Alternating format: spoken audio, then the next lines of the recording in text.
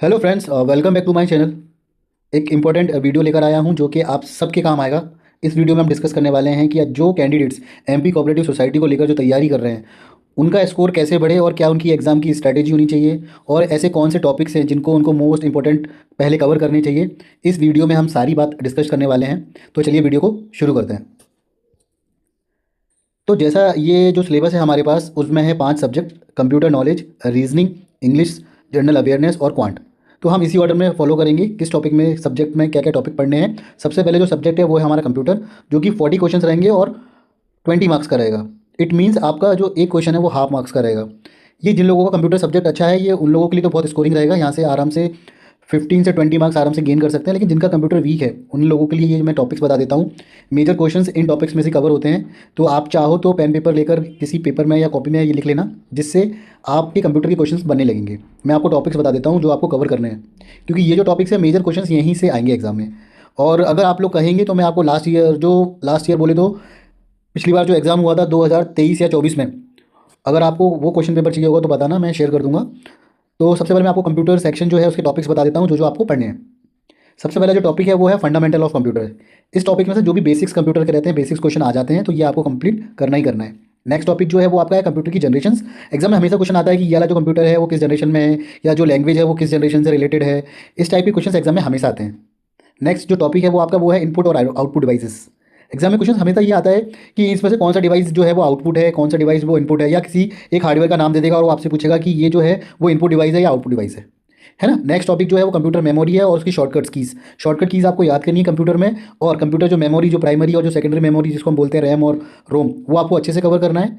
Exam में हमेशा question आता है मेमोरी सेक्शन में से। नेक्स्ट जो टॉपिक है जिसकी हम बात करें वो है कंप्यूटर नेटवर्किंग और उसके जो है डिवाइसेस। जो ओएसआई की लेयर होती है उसमें कौन सी लेयर में क्या काम करता है, कौन सा प्रोटोकॉल काम करता है, ये आपको याद करना है। नेटवर्क में आपको टोपोलॉजीज याद करनी है। एग्जाम में क्वेश्चन इसमें से बनता ही बनता है।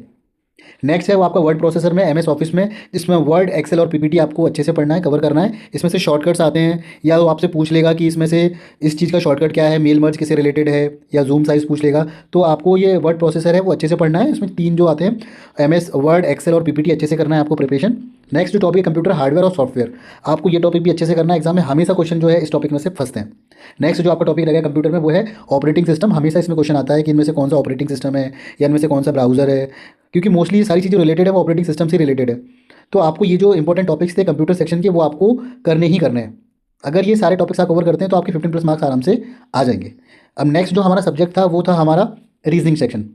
ये मैं टॉपिक बता रहा हूँ वो मोस्ट इंपॉर्टेंट टॉपिक्स हैं। सबसे पहले आपको जो करना है रीजनिंग में वो करना है इनइक्वालिटी। आपका क्लर्क का एग्जाम है तो उसमें कोडेड वाला इनइक्वालिटी आएगा नहीं, नॉर्मल आएगा, ग्रेटर देन, इक्वल्स टू, ये आपको करना है। तो इनइक्वालिटीज आएंगी डायरेक्ट, बट आपको इक्वेशन बेस्ड भी आ सकता है, वो आपको बनानी पड़ेगी, है ना। तो पहला जो टॉपिक रहेगा वो आपका रहेगा इनइक्वालिटीज, आपको करने पड़ेंगे। नेक्स्ट जो आपका टॉपिक रहेगा वो है आपका डायरेक्शन और ब्लड रिलेशन। 2 से 3 क्वेश्चन हमेशा सारे एग्जाम में आते हैं क्लर्क बेस्ड में, इसमें भी आपका क्वेश्चन आएगा। तो आप डायरेक्शन और ब्लड रिलेशन अच्छे से कर लेना। नेक्स्ट जो आपका टॉपिक रहेगा वो रहेगा आपका अल्फा न्यूमेरिक सीरीज। पिछली बार भी ये एग्जाम में आया था तो मे बी इस बार भी पॉसिबिलिटी है कि आए। अल्फा न्यूमेरिक सीरीज में वो आपको कुछ सिंबल्स, कुछ लेटर्स ये दे देगा और फिर आपसे पूछेगा कि अगर सारे जो सिंबल्स है वो ड्रॉप कर दिए जाएँ तो फ्रॉम लेफ्ट से राइट हैंड से कौन सा लेटर आएगा। ये अल्फा न्यूमेरिक सीरीज आपको करने हैं, एग्जाम में आएगा। फिर नेक्स्ट जो आपका टॉपिक रहेगा वो साइलॉक्स। आपको करने हैं साइलॉक्स, 5 मार्क्स के आएंगे। इसमें ओनली फ्यू बेस्ड क्वेश्चन कर लेना।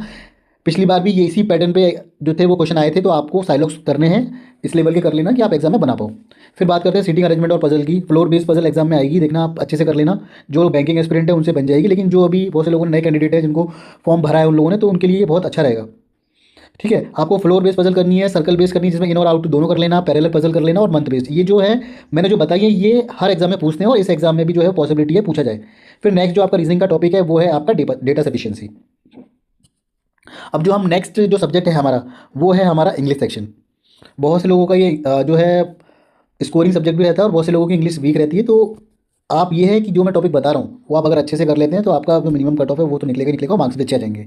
आप सबसे पहले जो है रीडिंग कॉपरेशन कर लेना, उसमें जो मीनिंग्स आती हैं वो आपको करनी है। और रीडिंग कॉपरेशन बहुत अच्छा, मतलब इतना अच्छा लेवल नहीं रहता जो पीओ में आता है। यहाँ पे स्टोरी बेस्ड भी आ सकता है, जैसे कि क्लोज टेस्ट आता है क्लर्क में। पिछली बार जो स्टोरी बेस्ड आया था, इस बार भी चांसेस हैं कि स्टोरी बेस्ड ही आए। रीडिंग कॉपरेशन भी 2 आएंगे, तो आप रीडिंग कॉपरेशन अच्छे से कर लेना। एरर स्पॉटिंग का जो फाइंड करते हैं, एरर स्पॉटिंग के क्वेश्चन आप देख लेना। यूट्यूब पे बहुत सारे वीडियोस पड़े हुए निमिषा मैडम के, या फिर जो जिसको आप फॉलो करते हैं वहाँ से वीडियो देख लेना किसी के भी, और अपना ये एरर डिटेक्शन आपको आना चाहिए। उसके बाद पैरा जंबल, जिसको हम सेंटेंस रीअरेंजमेंट बोलते हैं, ये 5 मार्क्स के क्वेश्चन है। अगर आप थोड़ा सा भी दिमाग लगाते हैं, स्टोरी बेस्ड आता है तो आराम से कर लोगे आप, लेकिन इसकी प्रैक्टिस होनी चाहिए। फिर उसके बाद फिलअप्स और रॉन्ग स्पेलिंग और यूसेज, ये आपका आएगा ही आएगा। पिछली बार भी आया था, रॉन्ग स्पेलिंग्स कौन सी है या यूसेज कौन सा है। तो इंग्लिश में ये जो आप अगर टॉपिक कर लेते हैं तो इंग्लिश में भी आपके अच्छे खासे मार्क्स आ जाएंगे और इससे ज़्यादा करने की जरूरत आपको नहीं है। नेक्स्ट जो आपका टॉपिक रहेगा वो है, सेक्शन जो रहेगा वो है आपका जनरल अवेयरनेस। आप कम से कम, आपका जो एग्ज़ाम जो शेड्यूल हो सकता है वो मार्च एंड तक जाएगा, है ना। सो हम कोशिश करें कि हम अगर जनवरी से लेकर मार्च तक का अगर करंट अफेयर्स हम लेकर चलें तो बहुत अच्छा है। वैसे अगर आपको 6 महीने का तो मिनिमम आपको करना चाहिए अगर आप जनरल अवेयर्स सेक्शन में अच्छे मार्क्स लेना चाहते हैं। ठीक है, कुछ टॉपिक्स बता देता हूँ मैं, जैसे कि आपको मिलिट्री एक्सरसाइज में से क्वेश्चन आएगा ही आएगा, है ना, हर बार आता है, इस बार भी आएगा। आरबीआई की जो न्यूज़ेस हैं, बैंकिंग की जो न्यूज़ेस हैं, नई टर्मिनोलॉजीज जो आई है, बैंकिंग की जो भी न्यूज़ है, किस बैंक ने कौन सा एप्लीकेशन लॉन्च किया है, क्या नई स्कीम लॉन्च की है, ये एग्जाम में आते ही आते हैं। फाइनेंशियल अवेयरनेस आपको करनी पड़ेगी, जो भी न्यू स्कीम्स आई हैं वो। स्टैटिक सेक्शन भी आता है इसमें से, जीआई टैग के क्वेश्चन आते हैं और डेट के क्वेश्चन आते हैं कि किस डेट को हम कौन सा डे सेलिब्रेट करते हैं, और अवार्ड्स एंड स्पोर्ट्स आप कर लेना। ये जो टॉपिक्स मैंने बताए हैं, अगर आपने इतना कर लिया तो आपके जनरल अवेयरनेस सेक्शन में भी अच्छे मार्क्स आ जाएंगे। फिर जो नेक्स्ट सेक्शन है जो वो है हमारा क्वांट सेक्शन। बहुत से लोगों का क्वांट सेक्शन थोड़ा वीक रहता है, बट आप मिनिमम साइड करके भी जाएंगे फिर भी आप अच्छे खासे मार्क्स गेन कर लेंगे। सबसे पहले जो है, जो मोस्ट स्कोरिंग और सबसे ज़्यादा वेटेज रहता है वो डेटा इंटरप्रिटेशन का रहता है, डीआई सेक्शन। तो इसमें 2 डीआई आपको मिलेगी, 2 से 3 डीआई मिलेगी, लेकिन 2 डीआई ऐसी होगी डुएबल होगी। तो डीआई सेक्शन जो है वो आप अच्छे से कर लेना। नेक्स्ट जो आपको करना है वो है आपका अप्रोक्सीमेशन और सिंप्लीफिकेशन, 10 मार्क्स के आएंगे आपको। ये अच्छी प्रैक्टिस कर लेना आप, क्योंकि आपका टाइम ड्यूरेशन थोड़ा कम है लेकिन मार्क्स बहुत अच्छे हैं, यहाँ पर 50 मार्क्स आपको मिलेंगे। तो आपको अप्रोक्सीमेशन और सिंप्लीफिकेशन इतने अच्छे से प्रिपरेशन करनी है कि आप कम टाइम में 10 मार्क्स ले सके। नेक्स्ट जो आपको टॉपिक करना है क्वांट में वो है आपका number series. Wrong number series chances आने कम है, नंबर सीरीज़ जो है वो आपको आएंगे क्योंकि वो पीओ में ज़्यादा आता है रॉन्ग नंबर सीरीज़, पर चांसेस ये भी हैं कि रॉन्ग नंबर सीरीज़ भी पूछ सकता है। तो आप नंबर सीरीज़ अच्छे से कर लेना, डेटा सफिशिएंसी आएगा, क्वाड्रेटिक इक्वेशन अच्छे से कर लेना। 5 मार्क्स की जो है वो आपकी क्वाड्रेटिक इक्वेशन आएगी, और उसके बाद जो नेक्स्ट है वो आपका है अर्थमेटिक। तो ये मैंने जो सारे सब्जेक्ट के सारे टॉपिक बता दिए हैं। इसके बाद भी अगर आपका मन में कुछ डाउट होता है या कुछ पूछना हो, या आपको जो 2023 में जो पेपर हुआ था, वैकेंसी आई थी, और 2024 में इसका एग्ज़ाम हुआ था, तो आपको अगर क्वेश्चन पेपर चाहिए या क्वेश्चन का पैटर्न चाहिए तो मुझे बता देना। तो उसी हिसाब से मैं आपको एक क्वेश्चन पेपर भी प्रोवाइड करा दूंगा। और अगर आपको मेरा वीडियो अच्छा लगता है तो प्लीज़ वीडियो को लाइक और चैनल को सब्सक्राइब जरूर करें। Thank you so much for watching.